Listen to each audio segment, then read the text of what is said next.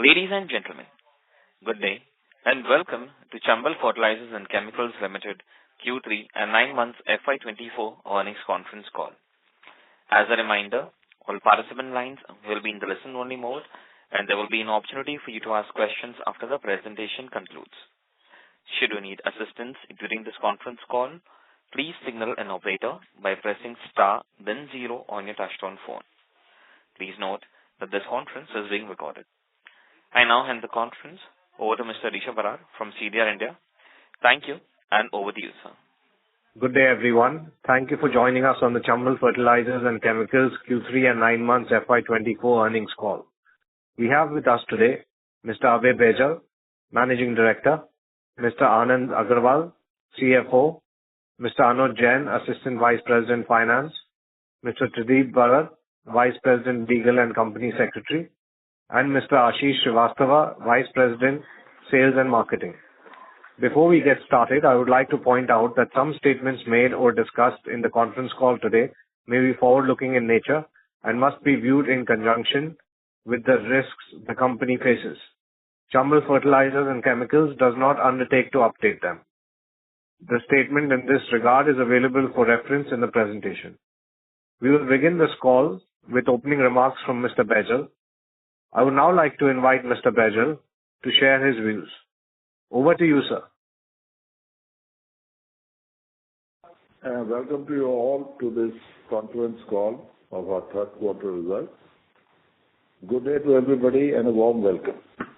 Since you would have had the chance to go through the presentation and financial performance shared with you, I will not spend time restating the numbers in my remarks. This was a steady quarter and our urea business continues to perform well. All our units have been operating at optimal capacity and our urea production stood at 9.1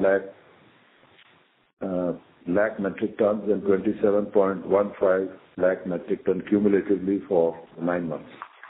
Energy efficiencies too continue at optimal levels. Subsidy receivables stood at 468 crores as at December 31st, 23. The good subsidy inflow from the government is helping improving our working capital cycle. Our crop protection chemicals and nutrient business continues to grow strongly. Over the years, we have introduced a range of molecules, most of which have been very well received and has helped us to further drive growth. It has been achieved by a deep farmer connect and a large number of activities undertaken towards enhancing brand awareness.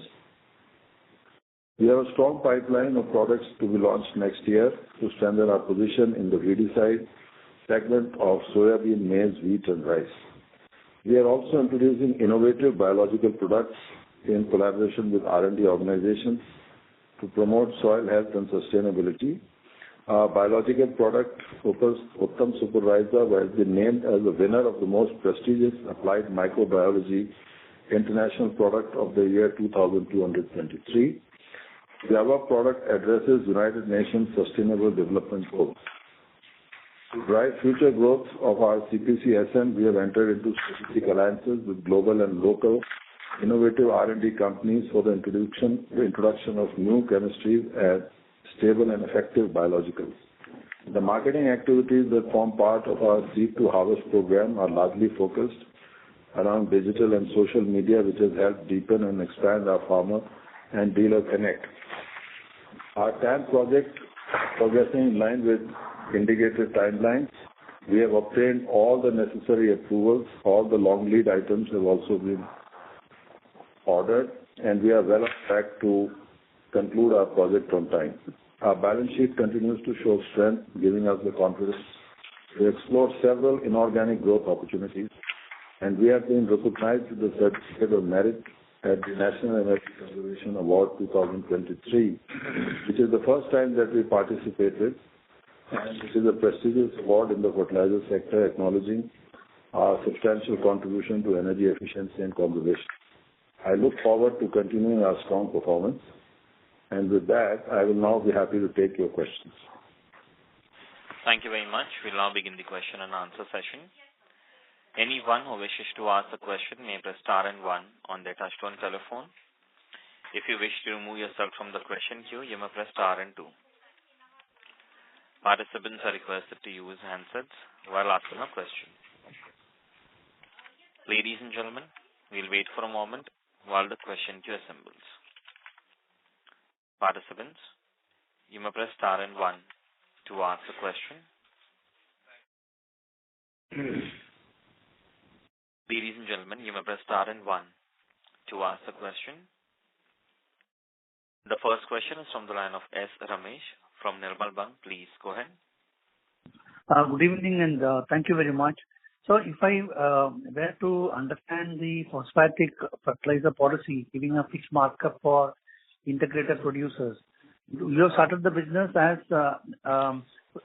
trading organization. So what is your roadmap in terms of progressing towards manufacturer and integrated producer in phosphatic, and how do you rate that policy? Does it match the current nutrient-based subsidy scheme?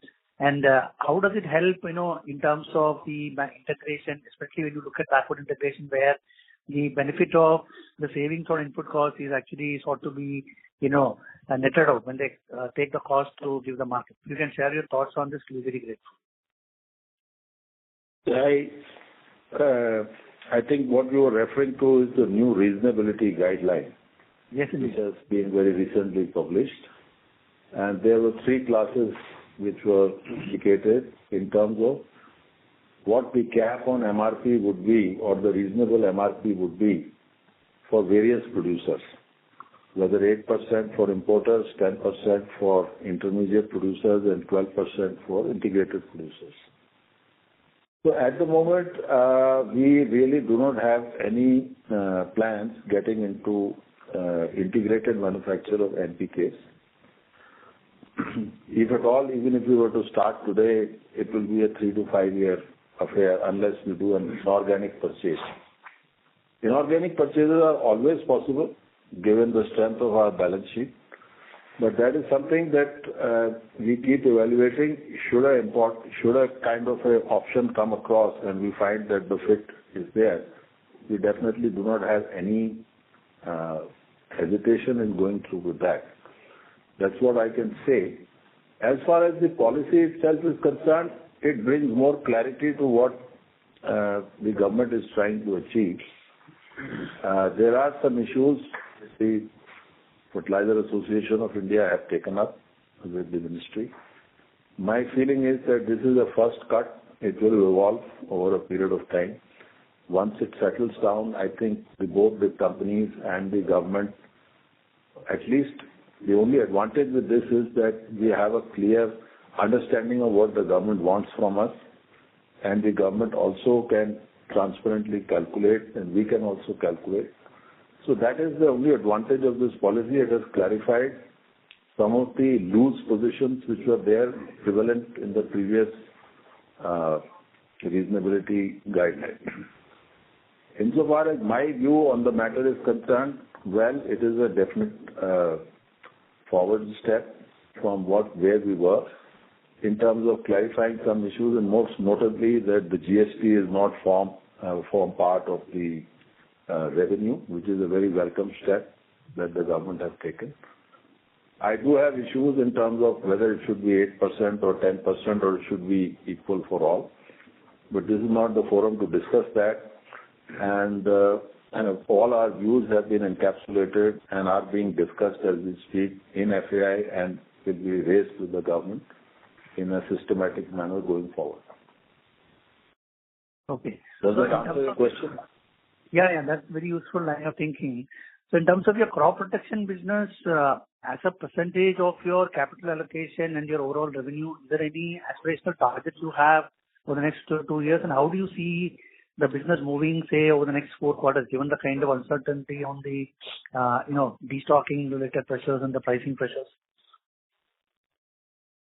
Well, we have a view that the way the prices fell in the last 2 or 3 quarters, this pace of falling has started to decelerate.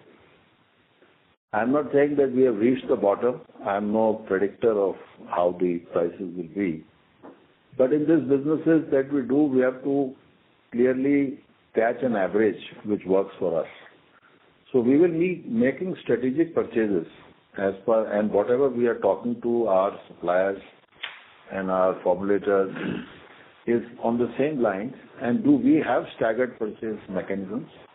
And we keep going through with that particular strategy, and that has paid us dividends in the past, including what we did last year, especially, was coming out from that particular strategy. You know that we are growing the business with a lot of efforts at C2 Harvest, Farmer Connect, and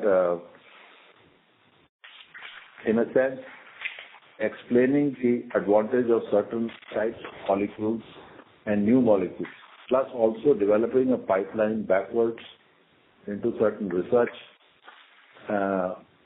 organizations or research-based companies who can give us Gen 1 or Gen 1.5 molecules at least. So that effort of having backward linkages is also going well. And given our track record, the way that we have been able to quickly get the products into the market and create usage, many of the companies are now contacting us in terms of how we can take this forward in a bigger way. As far as capital employed is concerned, you know that when you see the segment results, what is the kind of capital that is required. I don't think that is very much of a difficulty for Chambal to obtain given its balance sheet. And as we have already laid out a 3-year roadmap for the investors, if you were to, and we stick by that we will reach in about 3 years a number which I would like Mr. Ashish Srivastava to articulate what is the ambition in terms of the number that we want to achieve for CPCSL. And over to you, Ashish, on that issue. Okay. So, Ramesh, your question regarding the capex and all, the capital employed has already been answered by Mr. Baijal. As regards your query on the inventories, if you do a deep dive on the 9-month results of majors in CPC segment, the major hit has come from the export segment. The export has taken a beating. So we are not into that segment, that's one. Two is, we are hardly having any inventory going forward into new season. And whatever molecules which are required for the coming Kharif crops, more or less the prices are stable. So we don't see any hits on inventory as far as Chambal is concerned. I hope I have answered your query on inventories. And can you give us that aspirational target for crop protection chemicals in your roadmap? It's already the 3-year forecast is already in there in our investor presentation. So just last thought, if you're looking at your overall annual growth you can expect in CPC over the next 1-2 years and the margins, how do you see that moving? See, if you look at the investor presentation, we have mentioned a top line of approx 1750 crores from this segment in year 2027. With a contribution of around 310 crores. Yeah. It's already there in the investor presentation. Yeah. So are you also looking at the custom synthesis, contract manufacturing or CDMO models when you look at crop protection? Ramesh, this is never ruled out. When you do a trading model, these things are never ruled out. So in case a good opportunity comes our way of contract manufacturing for our brands, why not? Okay, thank you very much. I'll join the queue. Thank you. Thank you. Next question is from the line of Prashant Biyani from Elara Securities. Please go ahead. Yeah, thanks for the opportunity. Abhay sir, can we get some sense on trade business profitability for Q3? How much was the EBITDA or profit swing versus last year on the traded fertilizer business? We did not do very much volume. In fact, our volumes are down almost 60-70% from last year. And whatever volume we did was more or less flat. There is very little margin both in MOP and DAP. The effect of any negatives was already taken in terms of stock valuation in the second quarter. So this was done more as a strategic move in order that our channels are supplied and our other overall business strategy goes forth from there. As of now, the situation with the NBS is that it is not viable to do DAP at all.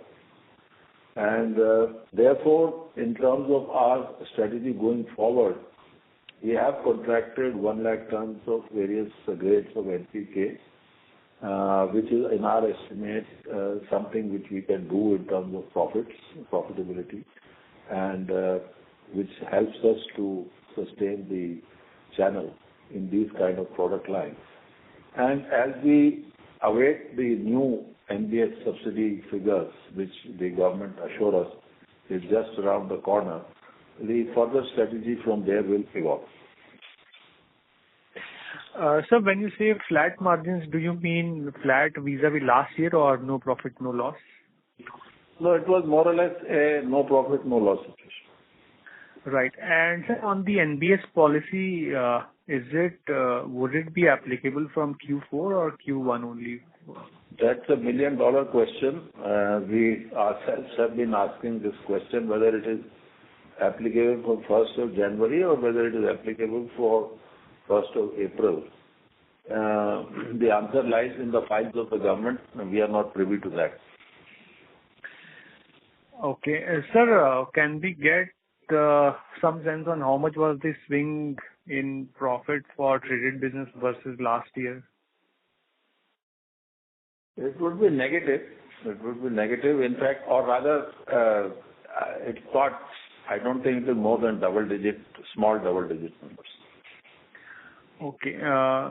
Sir, some sense on outlook for IMACID for Q4, given that phosphate prices have been more or less at the same level vis-a-vis Q3. I don't know how much has the rock phosphate prices fallen or where they are. No, we expect, barring unforeseen circumstances, that IMACID should continue its good run. I do not know. They have not yet frozen their numbers for India supplies, but one marker comes from Jordan. Jordan has been contacted by Coromandel at 968 CFR. Yes. So being that 968, maybe $5 plus, $5 minus kind of number would be there for OCP or IMACID as well. Now looking back from there as to the rock purchase and their adjustment, I think the price at which rock was charged to IMACID will continue. And basis the above, we think the run rate in terms, unless the plant does not perform and the sales are not absorbed inside the Indian market, I think the position will become clearer by 14th or 15th of April once the NBS is announced. So my view is that these factors being what it is, on provisional basis some material is being supplied. We will come to know in another 5-7 days time how this will play out, but I think at the moment they are on a good wicket. Okay. Sir, in the PPT on the 5th page, under second point on channel model, channel capabilities, that point I'm speaking about, can you explain what that point mentions? I would ask explanation on that. A good observation, Prashant, because this is the first time we are talking of the channel thing. We were generally a bulk fertilizer company. So if you look at the channel, the bulk fertilizer segment and crop protection chemical segments are very different. But now a synergy is developing in that, and we are looking to expand our market depth as well as width for this, and which is giving us dividends. So we are looking at retail outlets as our future dealers who are primarily CPC and essence selling dealers. So that's what we are building on. Do you mean that, what is the significance of this 25% and 10,500 crore and then 750 crore? See, our present, I'll answer that. our present market widths are where when we started the CPCSM business, the width and the depth were in the range of 10 to 12%. So as we started building up the channel capability, building up the channels in retail segment, those widths and depths accrued to us. That is the reason we are doing exceedingly well in the CPCN segment. Does that answer your question? So Prashant, I think to make it simple was that there are two channels. One is a fertilizer channel and there is other than fertilizer channel to distribute this. What I think is being indicated is that not only we have onboarded to some extent and created wallet share in the fertilizer channel, which is what we have done. We are also now jumping the channel into pure pesticide or CPC channel. That's what I think is meant. Yeah. So we are widening the scope. Yeah. Okay. And sir, has the state government finalized the incentive that they will give us for TAN? Yes, I think that has been organized. That was done some time back. I will not reveal the numbers, but it is a healthy figure and this has been closed with the government of Rajasthan. But sir, it would be a public thing only, so what is the hesitation in revealing it? I think we will disclose it, don't worry. This is as per the guidelines issued on, It is not a figure that is available on a website. It has to be derived. This is certain numbers to be achieved, milestones to be achieved. So we will, in fullness of time, we will reveal it. Okay. So some bookkeeping questions. What will be the gas price for Q3? Gas price for Q3 is around $18 NC basis. And current price? $18. Yeah. Currently it is about 17.35. So gas $17.35 price. for NC. Okay. And sir, what will be the breakup of power, freight, and packing expenses? Could you repeat that? Didn't get it. Breakup of power. Breakup of other expenses into power, freight, and packing. Okay. Let Anand answer that question. yeah. So, I don't know how you relate because it all depends on the gas prices. So, out of our other expenses, I think power and fuel is almost 1,000 crores. And freight is around 155 crores. Okay. And sir, surplus ammonia volume for the quarter? 25,000. I think about 25,000 tons were sold. 25. And lastly, how much will be the contribution of G3 for urea sales? That is one question nobody wants to answer. But it is there. You know that in the formula, there is we get paid $285 based on $6.50 gas price. And for every dollar increase in the gas, we get another $20. So basically, the multiple is about 5 times. 5 Gcal per metric ton is what is embedded into the formula. So you can make a calculation. No, I meant volume contribution from G3 this quarter. Volume contribution is about 3 point. How much? Can you please? I have that. Yeah, just give us a minute. 3. Yes. G3, I think the overall sales have been 3.37 lakh tons in this quarter. Okay. Thank you, sir. That's it from my side. Okay, Prashant. Thanks. Thank you. Next question is from the line of Hamshi Desai from Phillip Capital. Please go ahead. Good evening, sir, and thank you for taking my question. So my first question is on this PBT margin cap. So as a trader, you have a margin cap of 8%. So is it fair to assume that there is this, we do not consider this as a limit, a cap on us, and how do we see the margins? Because the margins for in the con calls with the manufacturers, they mentioned that they have a lot of leg room. So what is the case for us? See, I will also say that there is a lot of headroom because at the moment, if you take DAP as a part of this whole thing and exclude all other products, you start with negative margin. Okay? So, but what this current formulation is, it does not take only one single grade. It takes a combination of all the grades that you do.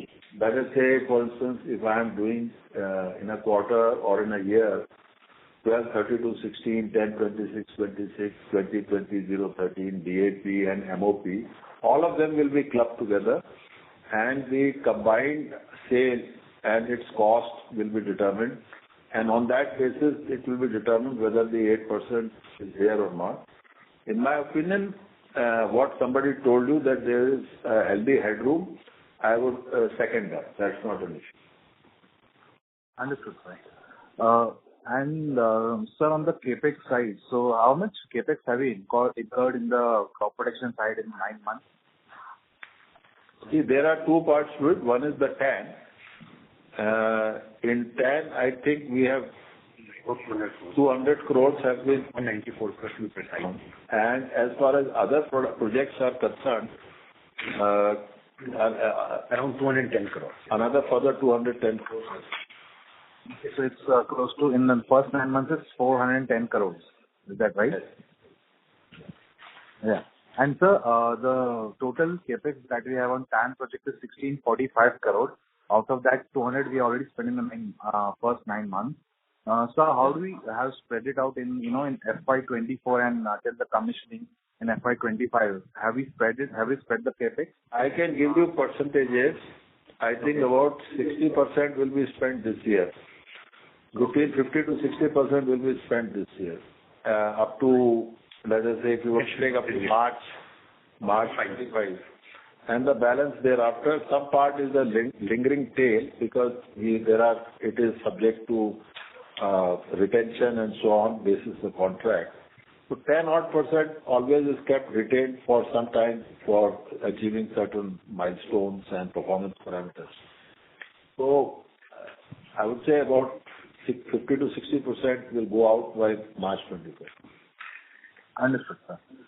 So in the second quarter call, you mentioned that, you guys are planning for a 350 to 380 crore investment in next 3 years in energy saving schemes in Gadepan 1 and 2. And you expect to derive rupees 100 crore per year cost savings. So can we expect this cost savings to kick in from FY24 onwards, or have we already have some cost savings from FY25, or do we already have some amounts of cost savings in FY24 already itself? I think subject to a successful conclusion of our turnaround, which is all, as we say, ongoing. One of our plants is already undergoing a turnaround.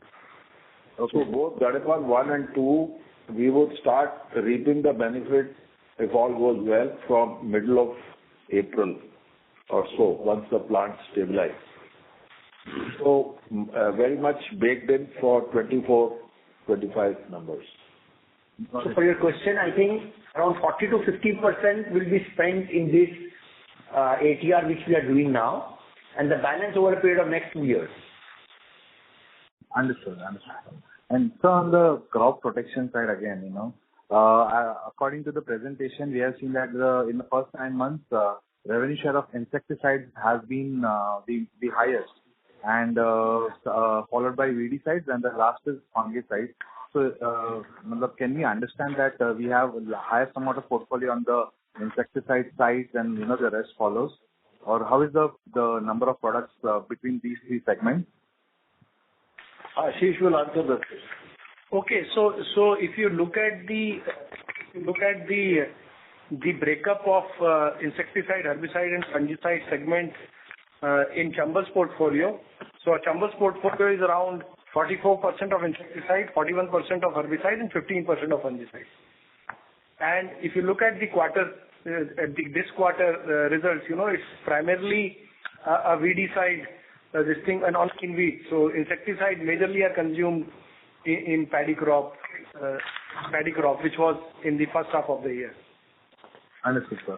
So then lastly, can you throw some light on the specialty nutrient segment? What kind of products we have, And what kind of margins are we making in this particular segment? Okay. So the product portfolio consists of two variants of sulfur, which is water dispersible granule as well as a bentonite sulfur. Then we have water-soluble fertilizers, primarily the calcium nitrate, this thing. The other major thing is the mycorrhiza, for which we have seen it in the thing which has got the award. The product which came from the research of Terry, that's a major segment. And then we have certain micronutrients and zinc. That's the total portfolio of specialty nutrients. And so the kinds of margins in this segment? I think we report CPC SN as a together segment, so it would not be proper for me to put. No, I just said it's a healthy double digit. Understood, sir. Yeah. So that is helpful. Thank you so much. Thank you. Next question is from the line of Himanshu Binani from Anand Rathi. Please go ahead. Sir, thank you for taking my question. So, sir, my first question was largely on gross margin side. So, we have seen a very decent improvement in gross margins during this quarter. So, maybe if you can throw some light in terms of the reason for in the increase in the gross margin and the segmental contribution basically. So, which segment has contributed to more to the gross margin level? Well, I think in terms of segments, you would have understood what the CPC SN has done and what the urea and maybe the traded products have done. So, because the traded product sales were so less as compared to we just did 1 lakh tons of on-odd lakh tons of NPKs, that is DAP plus MOP, and mostly all our sales were urea. And as I mentioned in my opening remarks that we were running, this is winter season, we have good efficiencies, and energy was saved because the plant ran very steadily, and we also had ammonia sales. So all concluded, we got that lift in the margin.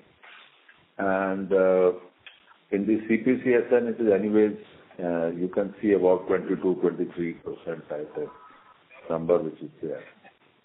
So these are the two reasons why the margin looks healthy.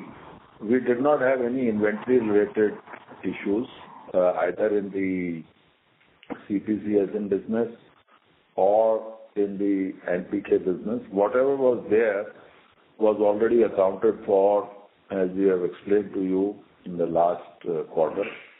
So there was no carry forward issue as far as the third quarter was.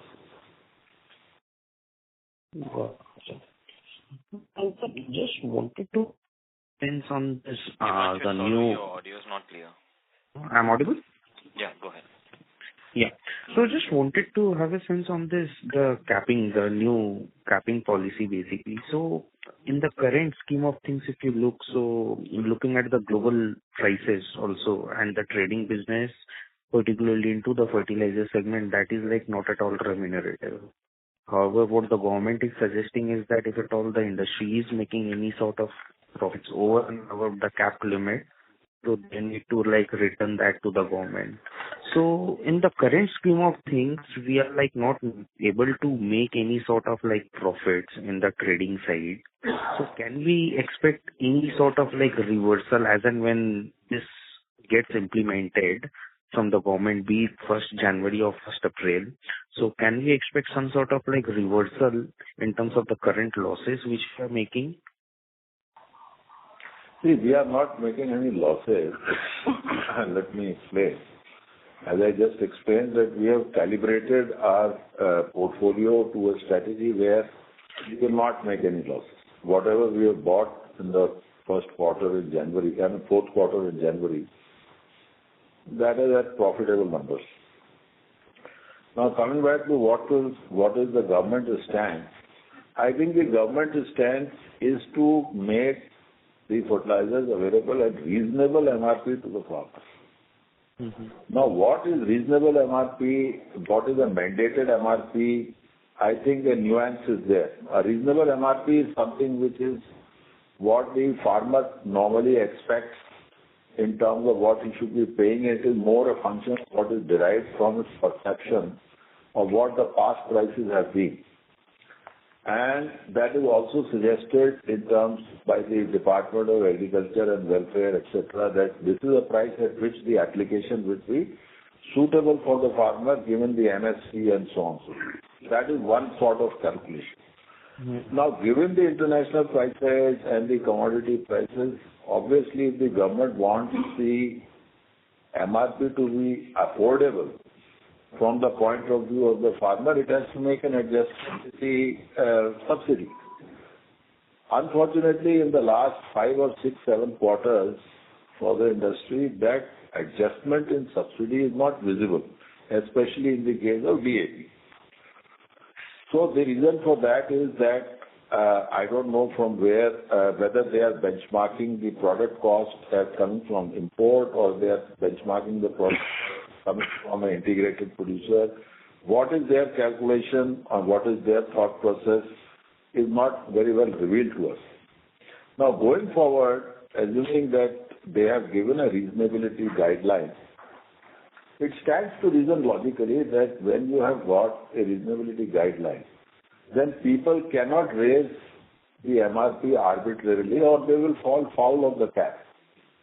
Which means that inherently there is a signal, although very faint and not very obvious, that the government are thinking in some way to go back to the earlier NBS policy where the subsidy was fixed and MRP was floating according to circumstances.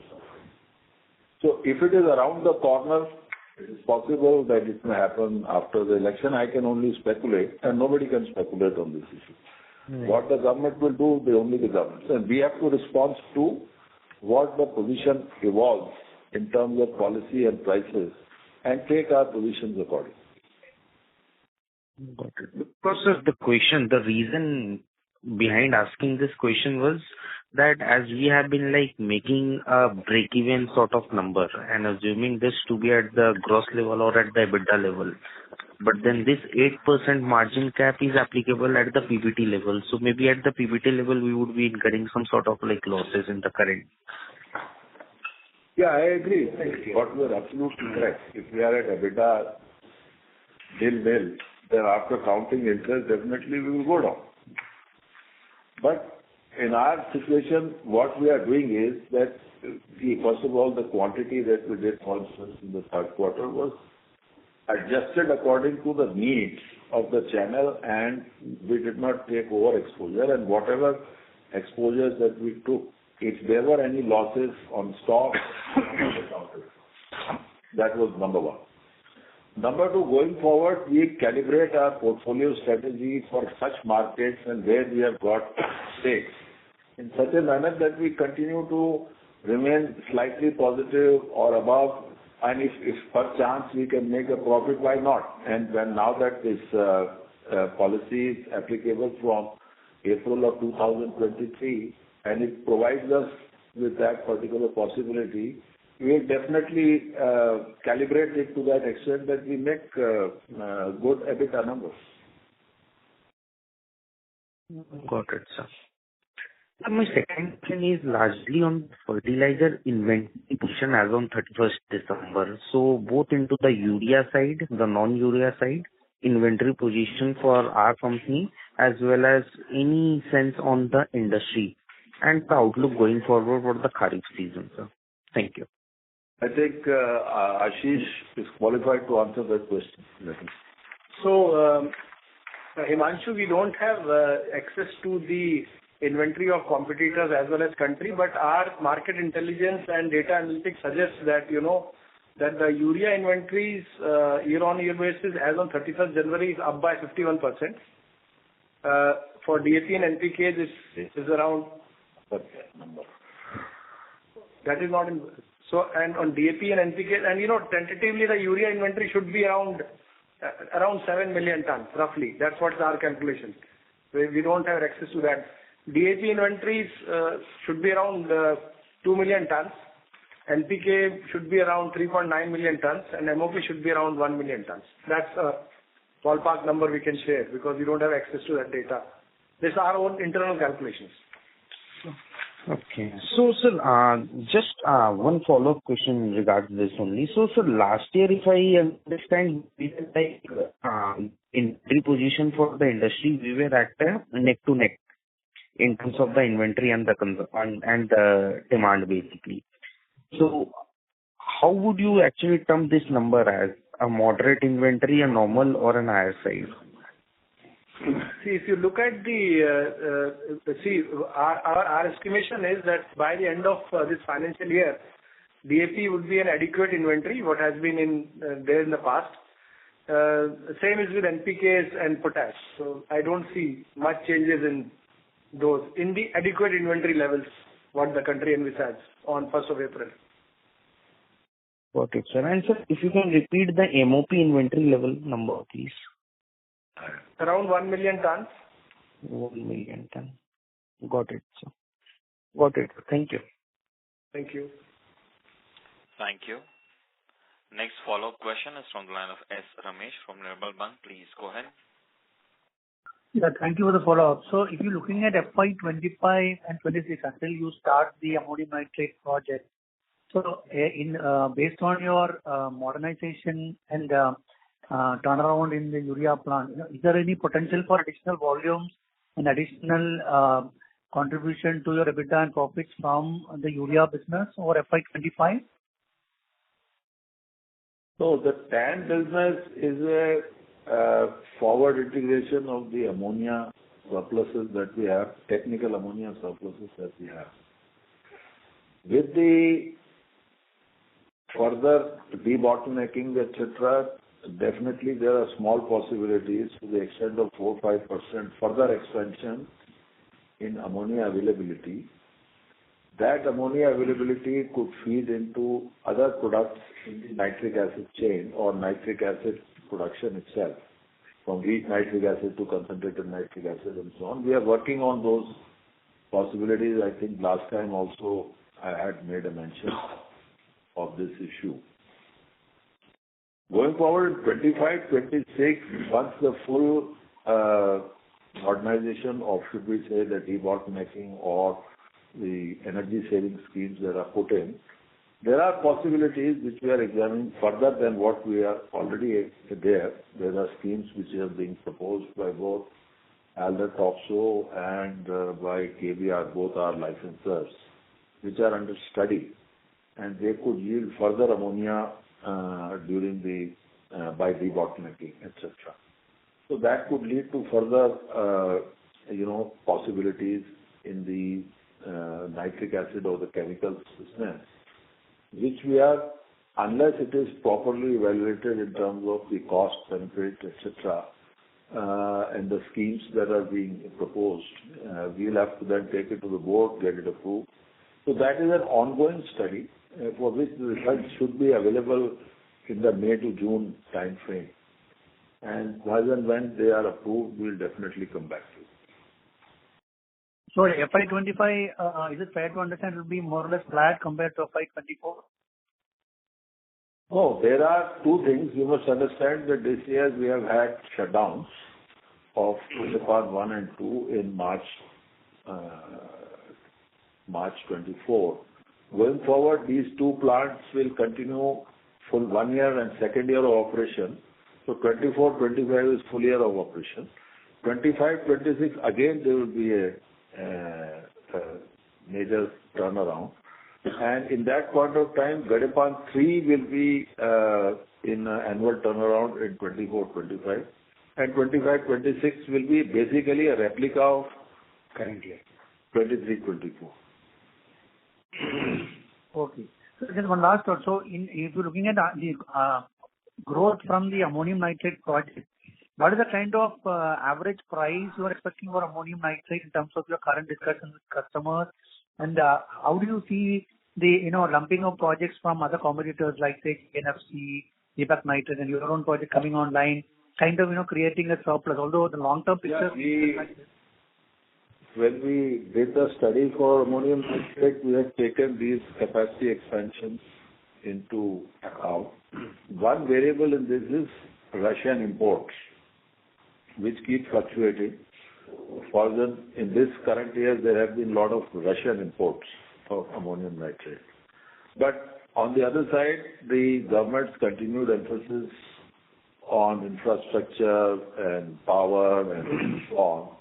And I've heard the Minister for Power saying that we will have to invest in some 80 gigawatt or whatever of electrical energy, 80,000 megawatt and so on, which will require huge amounts of coal. And that coal has to come from coal mines, and those coal mines have to have time. So my view is that on the one side, there is production, on the other side, the demand is supposedly going to accelerate.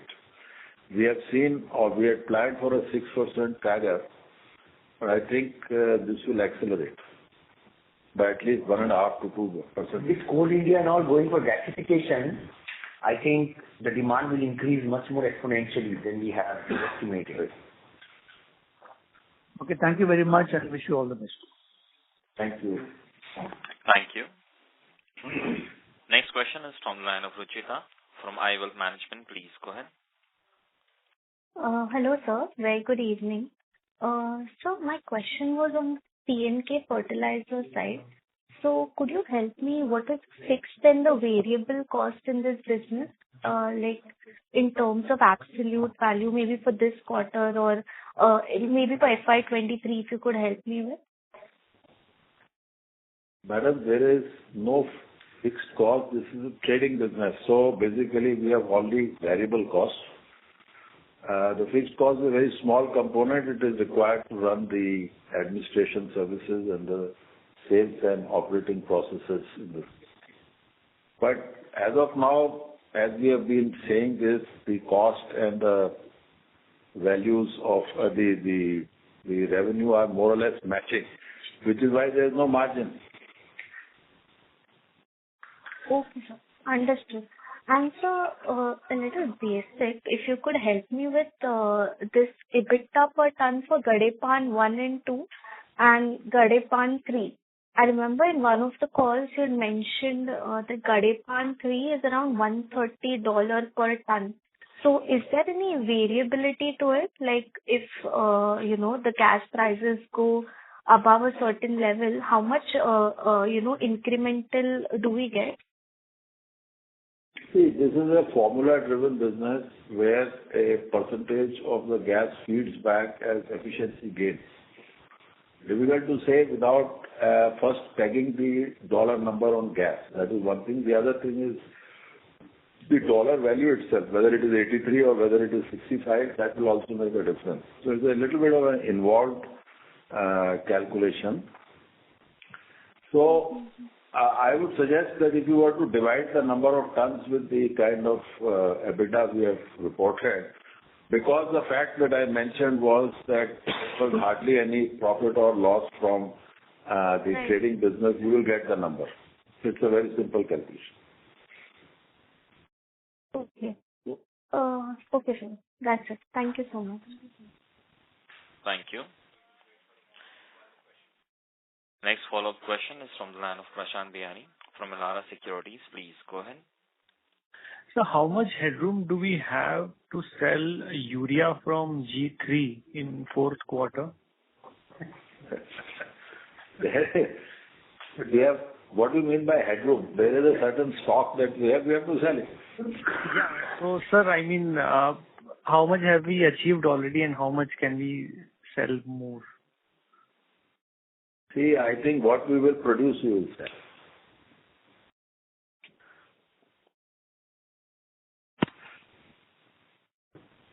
Hello? You got what I'm trying to say? No, sir. That means that the opening stock and closing stock will remain more or less there, and whatever we produce will get sold. No, I meant that the mix between G1, G2 and G3 varies.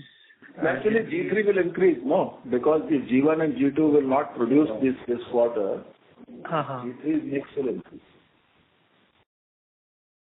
Okay, and G1, G2 are going for maintenance shutdown in March only? Yeah, 32 and 36 days respectively. So you can assume that on an average, 32 days or 33 days multiplied by 6,000 tons About 2 lakh tons is off the grid. Yeah. Sure. And sir, you alluded to this NBS policy in your opening remarks. Is it likely to come in February? I mean, I know there is no accountability. It is in the files of the government and what they think when they should reveal this. My understanding is that discussions are ongoing between Department of Expenditure and Department of Agriculture and so on, and 1 or 2 ministries have given their feedback. 1 or 2 are awaited, and then it has to be presented to the cabinet. And what would be your plan for traded fertilizer business for next year? Any targets in terms of volume or? So it is fluid. As I said, that this is a business that we are doing for 2 reasons at the moment, given the kind of situation which is with respect to frozen MRPs and kind of negative contribution, is to do only to the extent that is strategically necessary for our channel. So, and secondly, to focus on certain grades which will give us more benefit in terms of the markets that we are addressing. And thirdly, in terms of understanding or keeping a certain portfolio approach that we have in certain other markets which are our core markets. So these 3 considerations are driving what we will do. The moment the NBS is restored back, I'm very sure that our volumes will bounce back. And sir, for this portfolio approach and to maintain your channel relation, typically 1 lakh ton of volume is enough if the subsidy is adverse, like in current times. No, we are not saying that it will work, but the fact of the matter is the grades that we sell have to fit to the market, right? And we have to also see the stock of the alternate product which is available. There are people who are still bringing in DAP, which means that the market has that stock in the system. So we'll have to see. There is a substitution effect, and there is when the main product is available, the substitute will not sell unless that substitute is the preferred product. I meant to ask. There are pockets in the markets where we can address that. There are pockets which is not a widespread requirement. So if there is not a widespread requirement, that volume will not work. Sir, I meant to ask, in a year, how much is the minimum volume that you will do for sure in traded? I don't think we can make a number of a minimum volume or whatever. We have to play it by the year. We went up to 1 million tons. We came down this year to something 500,000. We came down. And so next year, how much we will do, it's still being cooking inside our system. We can't really at the moment reveal what we will do. But maybe I can answer that question post the publication of the NBS rates. Right. Okay, sir. Thank you. Thank you. A reminder to all the participants, you may press star and 1 to ask a question. Next question is from the line of Himanshu Binani from Anand Rathi. Please go ahead. Thank you. Thank you for the opportunity, sir, once again. So, sir, my question was largely on the CapEx side. So, we have been evaluating for any sort of organic or inorganic growth, particularly into the complex fertilizer side. And we have been on the drawing stages or the discussion stages. So, maybe if you can throw any light on the status of that, and when can we expect any sort of announcement from your end? No, I'll just put it this way.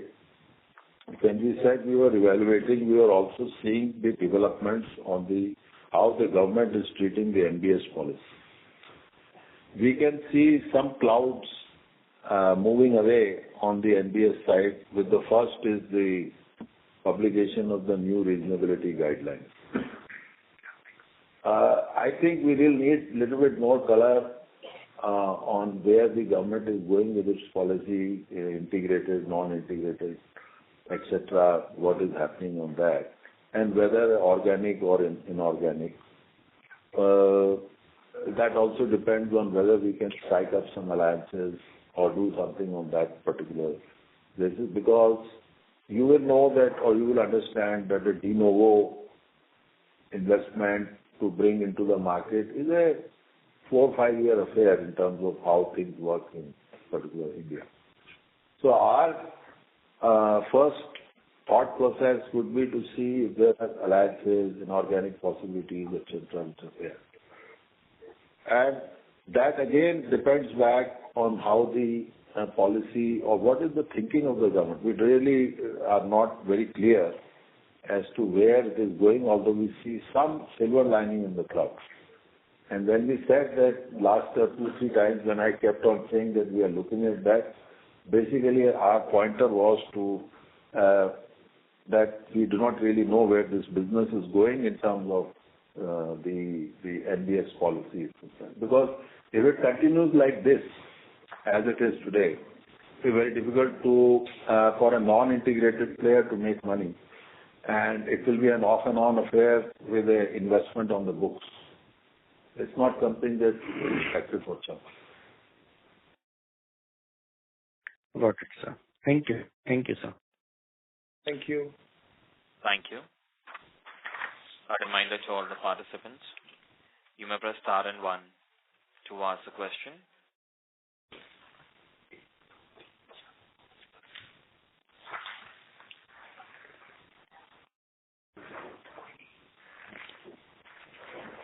As there are no further questions, I will now hand the conference over to the management for closing comments.